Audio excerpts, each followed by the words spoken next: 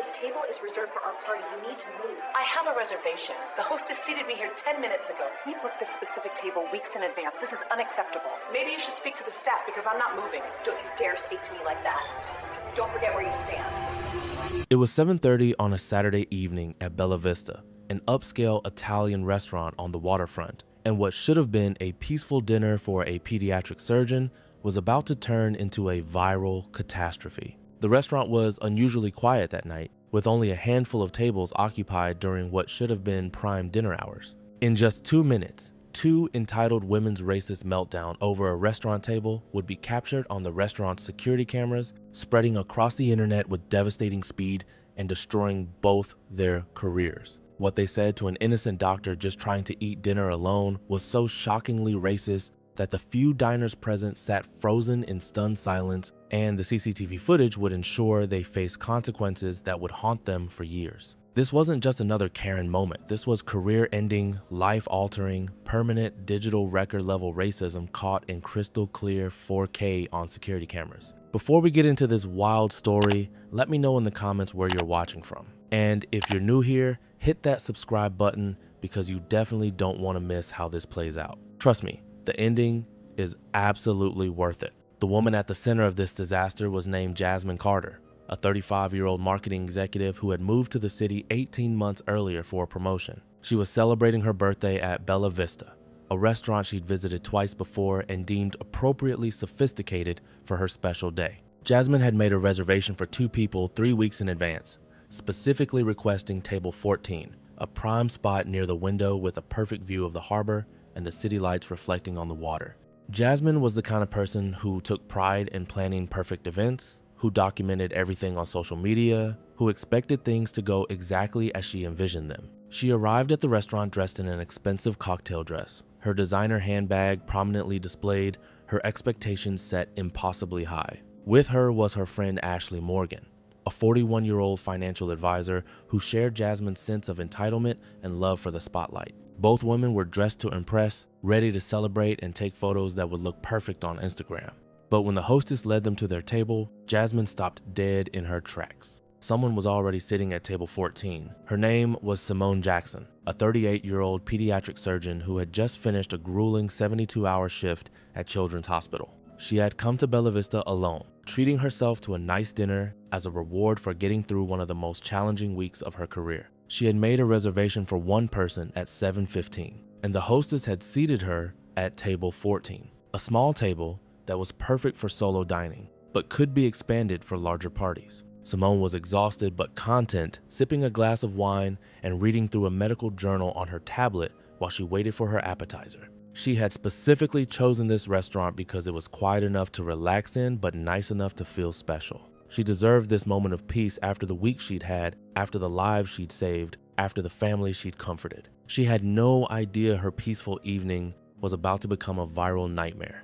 Jasmine walked directly to table 14, Ashley following close behind. The 2 women stood next to the table, staring down at Simone with expressions that made it clear they believed there had been some kind of terrible mistake. Simone looked up from her tablet, confused by the 2 women hovering over her table. She smiled politely, the way you do when you're not sure if someone needs something. That's when Jasmine told her the table was reserved for their party and she needed to move. Simone's smile faded. She set down her wine glass carefully and explained that she had a reservation and the hostess had seated her at this table. Her voice was calm and professional, the tone of someone used to staying composed in high-pressure situations. But Jasmine wasn't interested in calm explanations. Ashley stepped forward and said they had booked this specific table weeks in advance. She said it like it was the most important thing in the world, like their birthday celebration couldn't possibly happen at any other table in the restaurant. Simone kept her composure. She suggested they speak to the staff about the confusion because she wasn't doing anything wrong by sitting at the table where she'd been seated. Her voice remained level, reasonable, the tone of someone trying to de-escalate an unnecessary confrontation. That's when Jasmine's voice got sharp. She told Simone not to speak to her like that, and then she said it, the words that would seal her fate. She told Simone that people like her always forget their place. The phrase hung in the air like poison, dripping with condescension and unmistakable racism, carrying through the quiet restaurant and causing other diners to freeze mid-bite and look up from their meals. The security cameras positioned throughout the dining room captured every word, every gesture, every moment of what was unfolding. Someone at the bar stood up, looking alarmed. A server paused mid-step. The entire atmosphere of the restaurant had shifted from pleasant dining to collective horror at what they'd just witnessed. Have you ever been blamed for someone else's mistake? Let me know in the comments. At a nearby table, a couple was celebrating their 10th wedding anniversary. The husband, Michael Torres, a 42-year-old high school teacher, noticed the confrontation starting and watched with growing concern. His wife Jennifer sat beside him, equally disturbed by what they were hearing. The entire interaction was being captured by the restaurant's security cameras mounted discreetly throughout the dining room, recording everything in high definition from multiple angles. The restaurant manager, Anthony Ricci, who had been running Bella Vista for 15 years, came hurrying over. He was a professional who prided himself on handling any situation with grace and diplomacy. He approached the table with a welcoming smile, asking how he could help resolve the situation. Jasmine immediately launched into her complaint. She explained that she had made a reservation for table 14 specifically, that it was her birthday, that this was unacceptable service, and that this woman needed to be moved to another table immediately so they could have the spot they'd reserved. Ashley nodded vigorously, adding that they had been planning this evening for weeks. Anthony listened patiently, then asked to see Jasmine's reservation. She pulled it up on her phone, showing him the confirmation email that clearly stated, "Party of 2, 7:30 p.m., table request noted." Anthony nodded, then turned to Simone. He asked gently if she had a reservation as well. Simone showed him her confirmation, which read, "Party of 1, 7:15 p.m., table 14.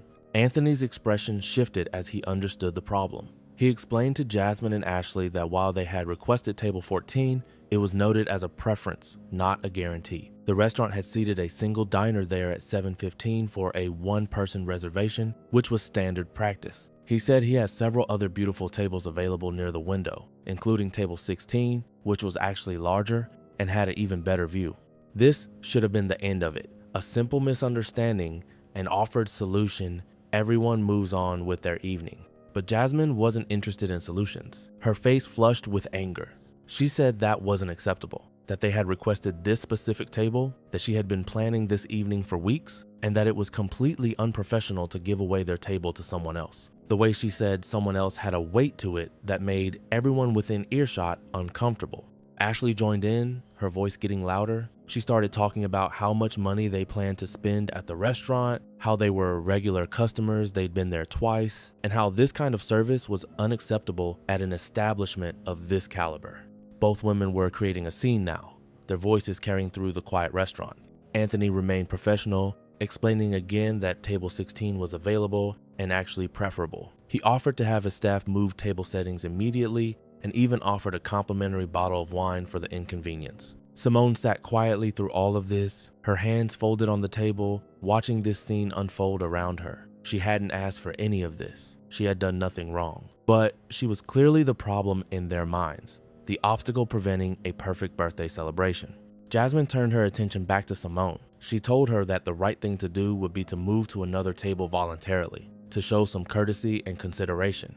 She said it like Simone was being selfish by simply sitting at the table where the restaurant had seated her. Simone took a deep breath. She spoke directly to Anthony, not to Jasmine or Ashley, and said she was perfectly happy at her current table, that she had been seated here by the hostess, and that she saw no reason to move when she had done nothing wrong. Her voice was still calm, but there was steel underneath it now. That's when both women lost whatever control they had left. Jasmine started talking about how people needed to learn respect, how some people thought they could just take what they wanted, how she was tired of dealing with this kind of behavior. Ashley nodded along, adding her own commentary about certain people not understanding boundaries. And then, in front of Anthony, in front of the handful of diners scattered throughout the restaurant, Jasmine said something that made everyone go silent. She told Simone that maybe if she spent less time trying to eat at restaurants she couldn't afford and more time at places more appropriate for her, there wouldn't be these kinds of problems. Ashley laughed, actually laughed and said, "Exactly. People like her need to know their place." The entire restaurant seemed to freeze. Someone gasped. A fork clattered onto a plate. The few diners present stared in shock, unable to believe what they just heard. Simone's hands tightened on the table edge, her knuckles going white, but her face remained composed. This was a woman who had spent years dealing with racism in medical school, in hospitals, in her professional life, who had developed the armor needed to survive, in spaces where people questioned whether she belonged. She looked directly at both women and said quietly, "That was racist," and everyone heard it. Both Jasmine and Ashley's faces went pale, then red, then pale again. You could literally see the moment they realized what they'd said out loud, in public, with security cameras recording, but instead of backing down or apologizing, Jasmine doubled down. She said she wasn't racist, she was just being honest, and that Simone was being oversensitive. Ashley quickly agreed, saying they were just trying to celebrate a birthday and being treated terribly. Anthony's professional composure finally cracked. His voice was firm when he told both women that he needed them to leave the restaurant immediately. He said their behavior was unacceptable, their comments were inappropriate, and they were no longer welcome at Bella Vista. Both women's mouths fell open. They couldn't believe they were being asked to leave. Jasmine started sputtering about how she was the customer, how she had a reservation, how she was being discriminated against. Ashley tried to play the victim too, saying this was unfair treatment, that they were being ganged up on. The irony was completely lost on them both. Anthony was already pulling out his phone, calling the police for a trespass warning.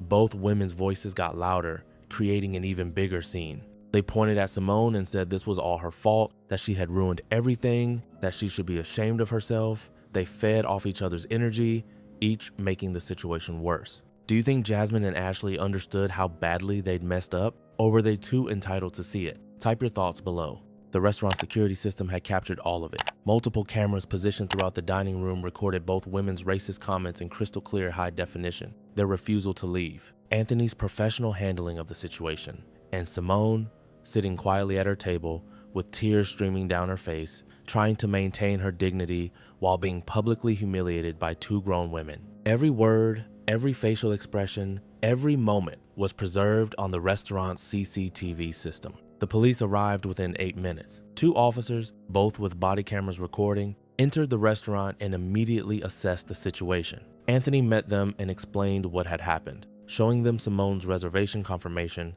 and explaining that both women had made racist remarks and were refusing to leave after being asked.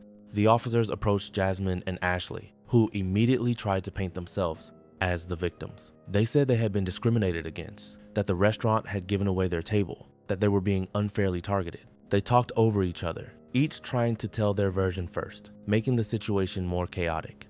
One of the officers, a woman named Officer Chen, asked if there was any video footage of the incident. Anthony immediately explained that the entire interaction had been recorded by the restaurant's security cameras. He pulled up the footage on his office computer and the officers reviewed it right there. Officer Chen's expression remained neutral, professional, but when she looked back at both women, something had shifted. She asked them directly why they had made those comments about Simone. She asked why they had refused to move to another table. She asked why they were refusing to leave after being asked by management. Neither woman had good answers. Jasmine tried to claim the footage was taken out of context. Ashley said they never said what everyone clearly heard them say. Both insisted people were ganging up on them, but there were multiple camera angles, witness accounts, too much evidence. The officers explained that they were both being issued trespass warnings and needed to leave immediately. If either of them returned, they would be arrested. Jasmine started crying then, which seemed like a calculated move more than genuine emotion.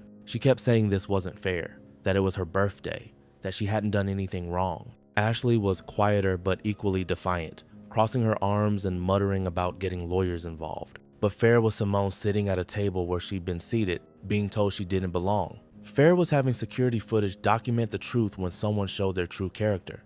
Fair was facing consequences for racist behavior. The officers escorted both women out of the restaurant. The walk to the door seemed to take forever, the handful of diners present watching them leave. It was a level of public humiliation neither had ever experienced, and you could see them both shrinking with every step.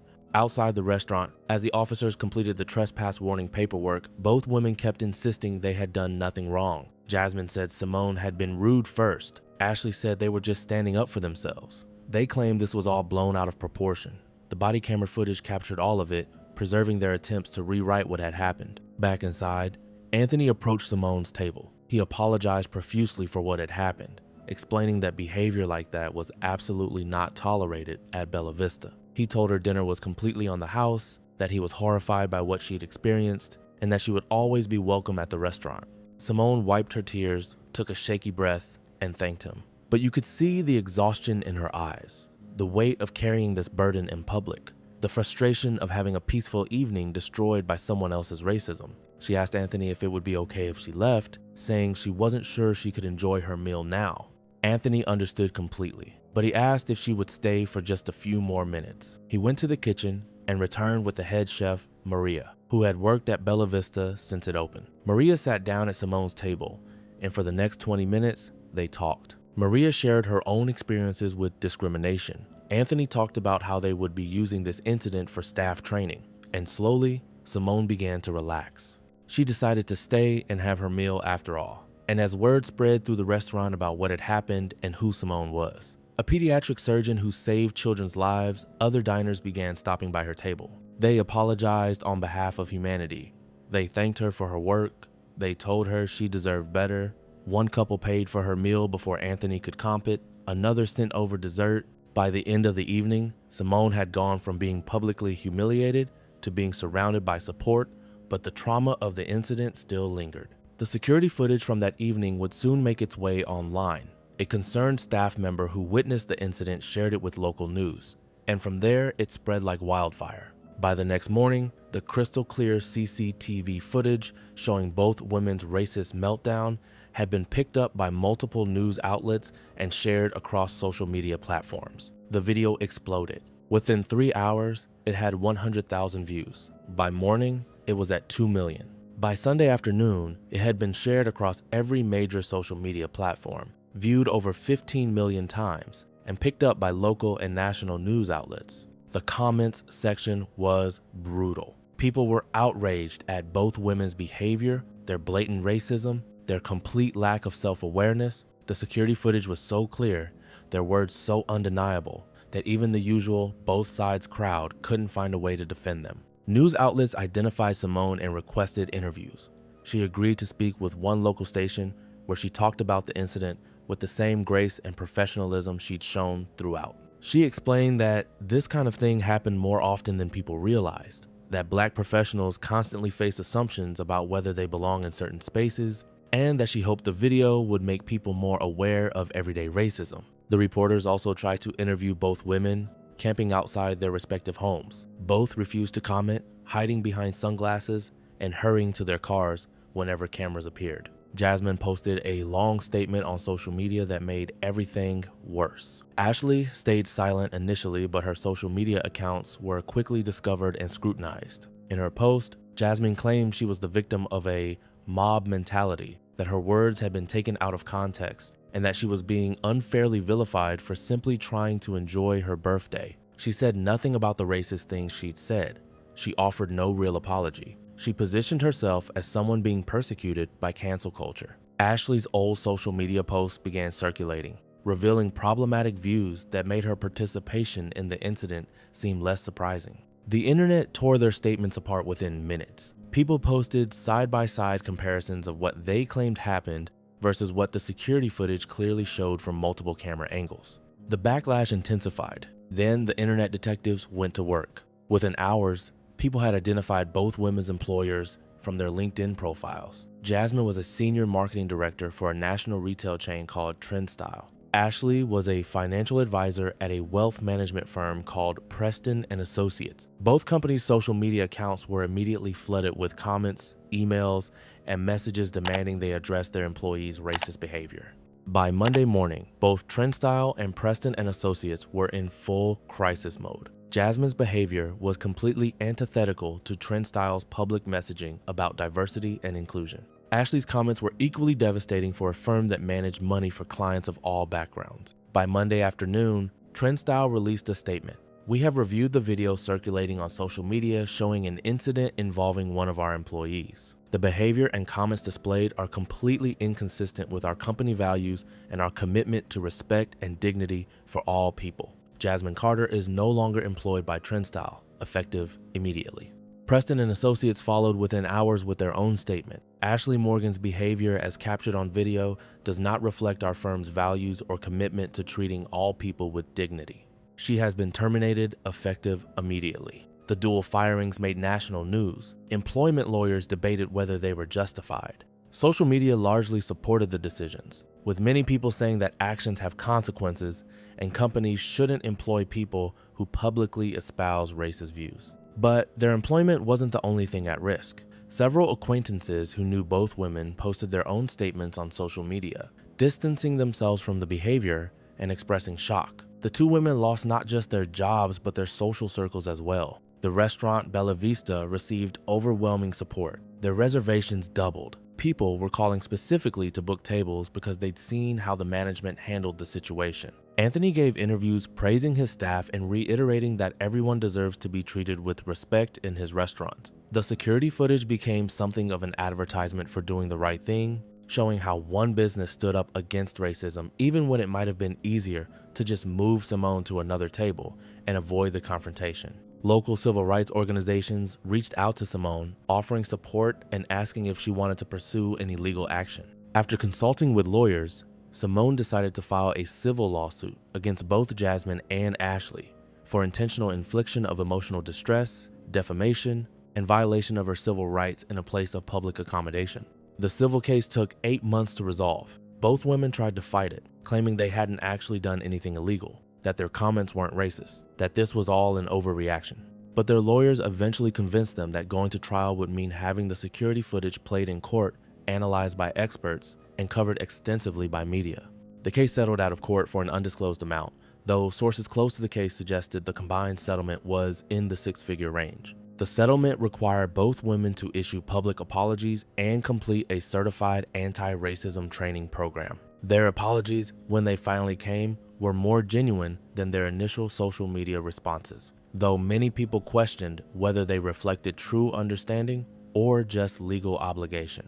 The emotional impact on Simone was significant. She gave several interviews about the psychological toll of the incident, explaining that being publicly humiliated and racially attacked in what should have been a safe, enjoyable environment had been traumatic. She talked about the anxiety she now felt entering restaurants, the hyper-awareness of whether she belonged, the exhaustion of constantly navigating racism while also saving lives as a surgeon. But she also used her platform for good. She partnered with several organizations to create training materials for restaurant staff on recognizing and preventing discrimination. She spoke at conferences about implicit bias in service industries. She started a scholarship fund for Black students pursuing careers in medicine, funded partly by her settlement money. The security footage of the incident became a standard example in diversity training programs across the hospitality industry. Restaurant associations used it to teach managers and staff about proper responses to discrimination complaints. Business schools used it as a case study in crisis management and values-based decision-making. Michael Torres, the high school teacher who had been celebrating his anniversary that evening, later gave interviews about witnessing the incident. He talked about the importance of speaking up when you see injustice, even if you're not the one being targeted. He incorporated discussions about bystander responsibility into his civics classes, using what happened at Bella Vista as a teaching moment about standing up against racism.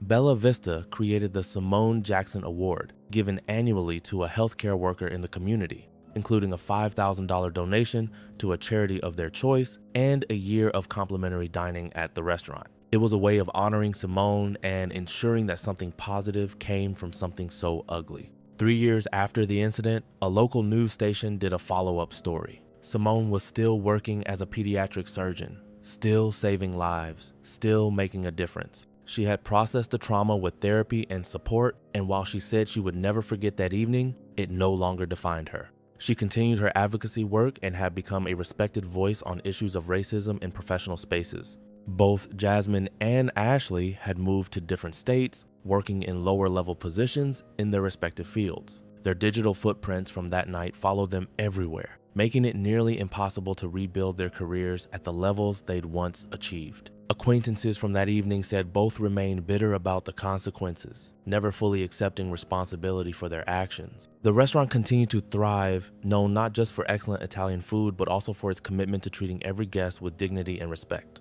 Anthony Ricci retired after 40 years in the restaurant industry, and his final interview included a reflection on that night, saying it was one of the moments he was most proud of in his career, standing up for what was right, even when it would have been easier to just move someone to another table. The story of what happened at Bella Vista that Saturday evening is ultimately about dignity and accountability. It's about how quickly a simple situation can become a defining moment. It's about how racism often hides behind seemingly reasonable requests until it doesn't, until it bursts out in public where security cameras can see it. And it's about how, in an age where CCTV systems are everywhere, your true character can be exposed, recorded, and shared with millions. Jasmine and Ashley walked into that restaurant thinking their birthday celebration was more important than someone else's right to peacefully enjoy their dinner. They thought their request for a specific table justified confronting and demeaning another person. They thought their status and expectations entitled them to tell Simone she needed to know her place.